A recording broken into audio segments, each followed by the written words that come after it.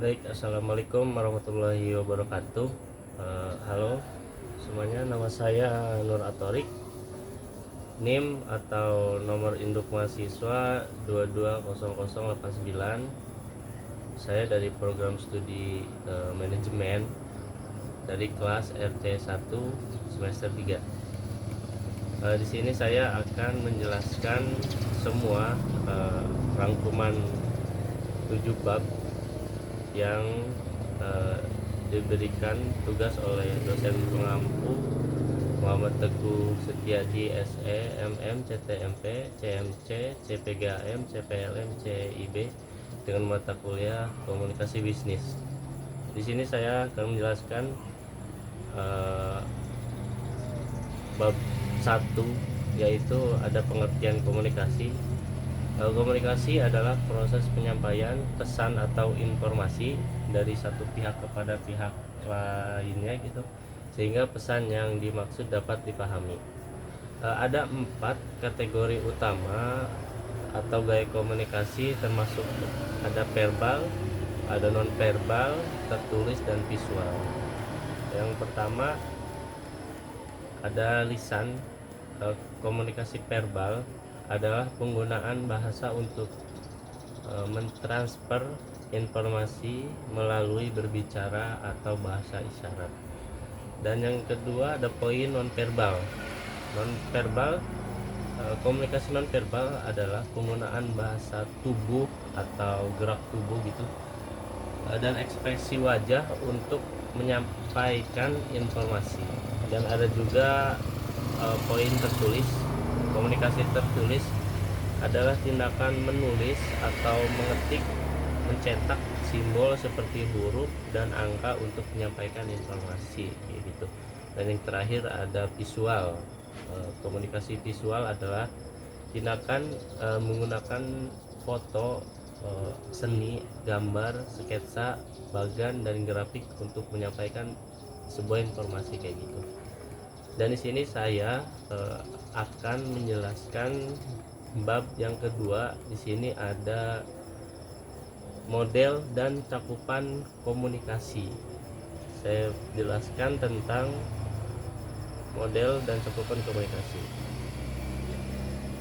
Model komunikasi adalah suatu representasi terhadap fenomena komunikasi yang mengedepankan unsur-unsur terpenting gitu. Jadi cakupan komunikasi itu adalah kita mengobrol, mengkomunikasikan sebuah yang inti dari permasalahan yang diobrolkan tersebut kayak gitu, yang akan digunakan untuk memahami suatu proses komunikasi. Namun model bukanlah suatu fenomena. Model dapat menjelaskan secara sederhana mengenai suatu terasi. Tujuan model komunikasi ini, model komunikasi dibuat gitu supaya mempermudah dalam memahami proses komunikasi dan melihat komponen dasar yang perlu ada dalam suatu komunikasi. Jadi sebelum berkomunikasi gitu harus mempunyai komponen dasar untuk membahas suatu permasalahan. Di sini saya akan menjelaskan bab yang ketiga, ada tujuan komunikasi bisnis, yang berjudulnya tujuan komunikasi bisnis. Pengertian komunikasi tersebut proses saling menukarkan informasi antar individu maupun kelompok. Jadi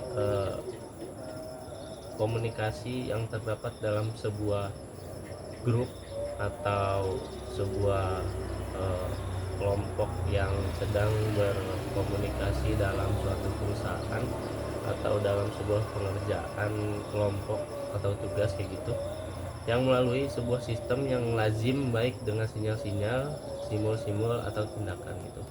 Di sini ada tujuannya dan manfaat komunikasi bisnis. Secara umum memberikan informasi, informing, ada juga memberikan persuasi, persuading kayak gitu, ada juga melakukan collaboration.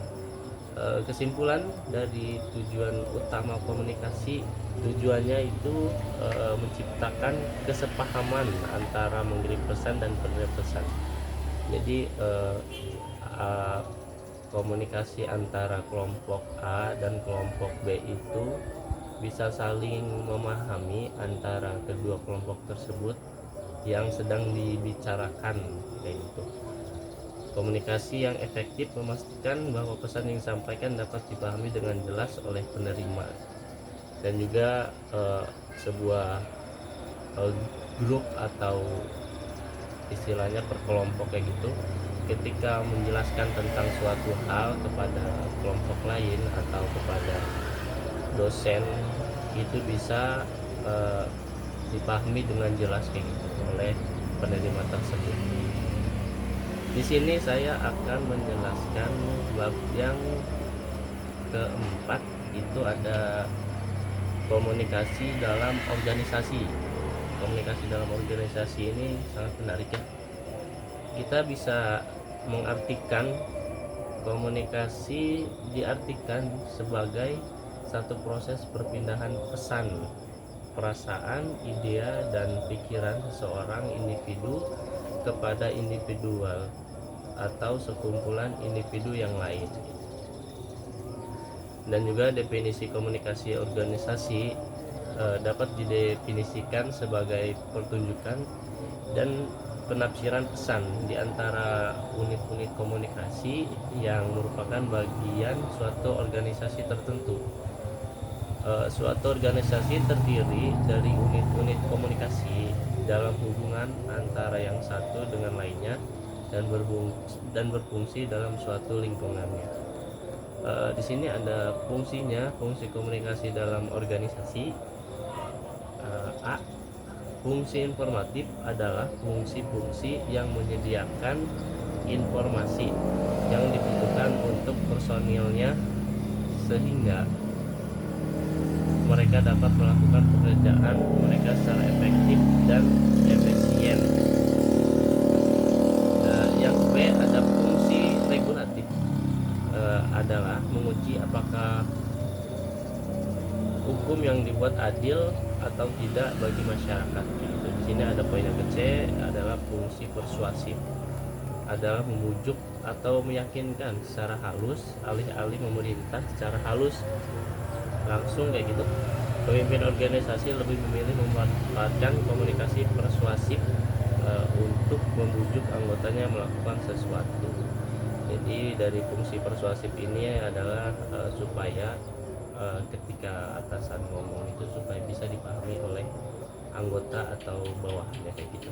Di sini juga ada fungsi integratif. Fungsi integratif berhubungan dengan penyediaan saluran atau hal maupun alat yang bisa mempermudah anggota melakukan tugas dan melaksanakan perintah dengan baik. Jadi ketika ada tugas bisa dipahami gitu, kedua belah pihak tersebut. Saya di sini sudah sampai bab 5, akan menjelaskan bab 5 itu berjudul jenis-jenis komunikasi. Di sini komunikasi adalah salah satu aspek dalam kehidupan manusia yang tidak mungkin dilewatkan. Jadi komunikasi itu sangat penting dan tidak bisa dilewatkan hari ganti hari kayak gitu. Dalam era digital yang terus berkembang, kemampuan berkomunikasi secara efektif menjadi semakin penting. Komunikasi memainkan peran krusial dalam mempelajari bagaimana pesan dan informasi dikirim, diterima, dan dipahami antara individu, kelompok, dan organisasi. Di sini ada definisinya. Definisi komunikasi, komunikasi merupakan proses pertukaran dan pemahaman informasi antara dua pihak atau lebih. Proses ini melibatkan pengirim pesan, penerima pesan, dan saluran komunikasi. Komunikasi dapat terjadi dalam berbagai bentuk, termasuk verbal dalam bentuk kata-kata kayak gitu, dan non verbal juga melalui gerakan tubuh, ekspresi wajah, dan bahasa tubuh kayak gitu. Di sini saya akan menjelaskan tentang jenis-jenis komunikasi. ada pemahaman mengenai jenis komunikasi penting yang membangun hubungan yang efektif dan harmonis gitu. Yang pertama ada komunikasi verbal. Komunikasi verbal melibatkan penggunaan kata-kata dan bahasa untuk menyampaikan pesan gitu. Dan ada komunikasi non-verbal juga. Komunikasi non-verbal melibatkan penggunaan ekspresi wajah, gerakan tubuh, bahasa tubuh, postur, ada intonasi suaranya dan kontak mata untuk menyampaikan pesan tanpa menggunakan kata-kata. Jadi komunikasi non-verbal ini dimaksudkan untuk menggerakkan tubuh atau bahasa tubuh kayak gitu, atau postur atau intonasi suaranya agar bisa diperjelas atau bisa dipahami gitu oleh lawan kata, dan kontak mata terhadap audiensnya kayak gitu ya. Yang ketiganya ada komunikasi formal. Komunikasi formal terjadi dalam konteks resmi atau profesional gitu, seperti dalam struktur organisasi atau hubungan bisnis. Dan yang keempatnya di sini ada komunikasi informal. Komunikasi informal terjadi secara spontan. Jadi komunikasi ini secara bisa dibilang itu spontan, itu ada dalam gagasan, dalam pikiran, dan dikeluarkan terhadap komunikasi tersebut gitu. Dan tidak resmi antara individu atau kelompok. Jadi ini disebutkan sebagai gagasan pemikiran kita. Ini adalah jenis komunikasi yang cenderung lebih santai dan tidak terikat oleh aturan atau norma tertentu. Tapi yang terpenting dalam komunikasi informal ini, jadi bagaimana tutur kata kita dengan baik, tapi tidak berpatokan kepada apa yang kita obrolkan atau kita mempunyai materi gitu. Jadi ini obrolannya santai aja yang dimaksud dalam komunikasi informal ini ya. Dan di sini saya akan menjelaskan bab ke-6, ada komunikasi melalui pesan kayak gitu. Banyak kita lakukan setiap hari, pesan lewat internet atau belangko kayak gitu ya. Pesan adalah apa yang dikomunikasikan oleh sumber kepada penerima. Pesan merupakan seperangkat simbol verbal atau non-verbal yang mewakili perasaan, nilai, gagasan, atau maksud sumber tadi. Pesan mempunyai 3 komponen: makna, simbol yang digunakan untuk menyampaikan makna, dan bentuk atau organisasi pesan. Simbol terpenting adalah kata-kata atau bahasa yang dapat mempresentasikan objek, gagasan, perasaan, baik ucapan maupun tulisan. Kata-kata memungkinkan untuk berbagai pikiran dengan orang lain. Alan H. Monroe pada akhir tahun 1930-an mengumpulkan 5 langkah menyusun pesan yang kemudian disebut motivate sequence, yaitu ada attention, perhatian, ada need, kebutuhan, ada satisfaction, pemuasan, ada visualisasi, dan juga ada action, tindakan kayak gitu. Dan juga yang terakhir ada efektivitas dan hambatan komunikasi.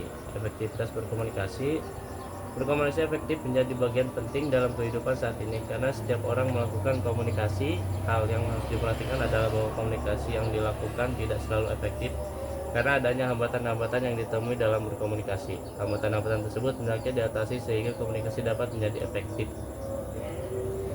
Ada juga poin menjadi pendengar yang terlibat saat berkomunikasi dengan orang lain. Ada fokus penuh kepada pembicara. Dan juga di sini ada hambatan berkomunikasi. Hambatan komunikasi adalah sesuatu yang menghalangi seseorang untuk mendapatkan dan menerima pesan yang digunakan orang lain dengan benar untuk mengkomunikasikan informasi, pemikiran, dan ide mereka kayak gitu. Sekian dari saya. Video ini dibuat dan diposting untuk memenuhi syarat penilaian ujian tengah semester mata kuliah komunikasi bisnis dengan dosen pengampu Muhammad Teguh Setiadi, SCMM CTMP CMC PGAM CPLM CIB @M Teguh Setiadi 211082. Semoga video ini bermanfaat bagi yang menonton dan bagi yang memahami bab-bab yang sudah saya jelaskan tersebut kayak gitu. Dalam sekian dan terima kasih. Wassalamualaikum warahmatullahi wabarakatuh.